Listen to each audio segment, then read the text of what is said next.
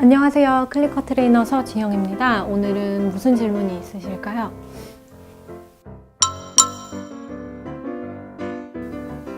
간식 주는 시기가 저도 헤일리 59일, 60일 때 데려왔을 땐 처음 훈련은 사료로 했어요. 왜냐면 아직 다양한 것을 많이 먹어보지 못한 상태에서 너무 이제 과도한 영양이 있는 거나 성분이 있는 거를 갑자기 너무 많이 먹이게 되면 배탈이 날 수가 있어서 일단은 첫 이제 한 1, 2주는 사료로 계속 훈련하면서 간식을 한 2개월 반, 3개월 사이에 저는 사용을 평균적으로 하기 시작을 했던 것 같아요.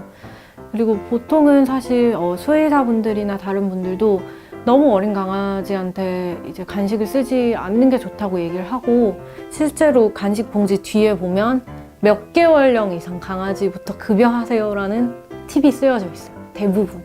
그걸 읽어보시면 제일 정확하겠죠. 그 제품이 어느 개월수 강아지한테 맞는가가 써 있을 거예요. 근데 한 가지 좀 중요한 사실이 생후 4개월까지가 강아지 사회화 제대로 키울 수 있는 시기인데, 이때 모든 경험을 최대한 긍정적으로 많이 하는 게 중요해요. 거기에는 먹는 것도 포함이 돼요. 다양한 걸 많이 먹어봐야 나중에 다른 것도 다 잘 먹어요. 한 가지만 딱 너무 먹이고 하면 나중에 뭔가 훈련을 하거나 뭔가를 주려고 해도 그걸 먹어보지 않았기 때문에 나중에는 거부를 할 가능성이 커요, 강아지가.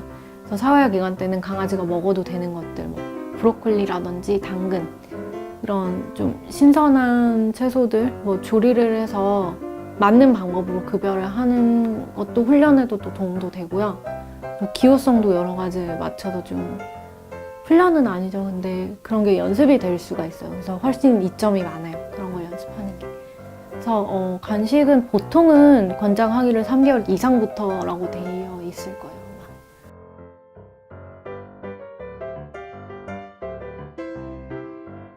기본적으로 근데 간식이라는 개념은 사람 머리에서 나온 거예요. 사실 동물은 간식이라는 개념이 없어요.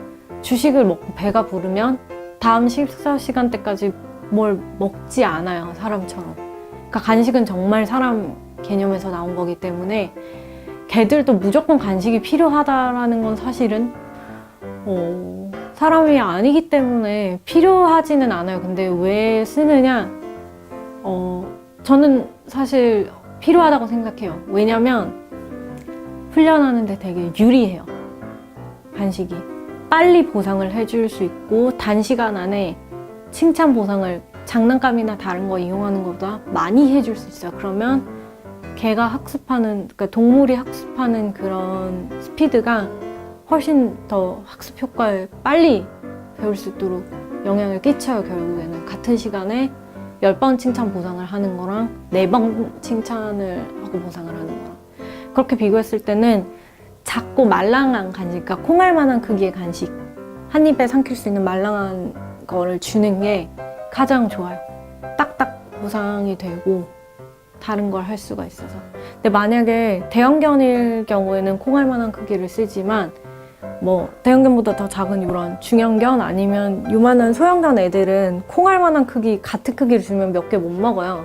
그래서 더 작은 크기로 잘라준다든지 그렇게 크기 조절을 할 필요가 있는 거고요. 훈련 때 간식을 쓴다고 해서 사실 비만이 될 정도면 평소에 운동량이 너무 모자랐던지 밥 먹는 양 자체가 너무 많다든지 너무 고칼로리라든지 이런 조절이 안 돼서 비만이 되는 경우가 있어요. 그래서 오늘은 조금 훈련을 많이 했다 싶으면 밥량을 조절을 해주고, 그런 조절들이 또 필요한데 딱딱한 간식을 이제 써야 되는 경우도 있어요. 제가 그런 걸 애용할 때는 퍼피 때 이갈이 시작할 때는 씹을 걸 정말 무한정 제공해줘요. 무한정, 매일. 왜냐?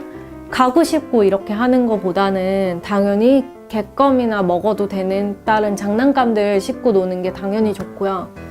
가구나 다른 물건 물어뜯어서 망가뜨리는 걸 예방을 할 수가 있어요. 물론 그런 것들은 치워놓을 필요도 있지만 대신 할 거를 준다는 의미도 있고, 이갈이 시즌 땐 그게 진짜 중요해요. 근데 그리고 그 이외에 이제 캔넬 훈련, 우리가 말하는 하우스 훈련, 크레이트 훈련 같은 경우는 안에 결국에는 오래 머물러야 돼요. 필요에 의해서. 저 같은 경우는 이제 약간 훈련에 대해서 일반인들보다는 좀 엄하겠죠, 기준이. 그래서 저희 집은 좀 얄짤없어요.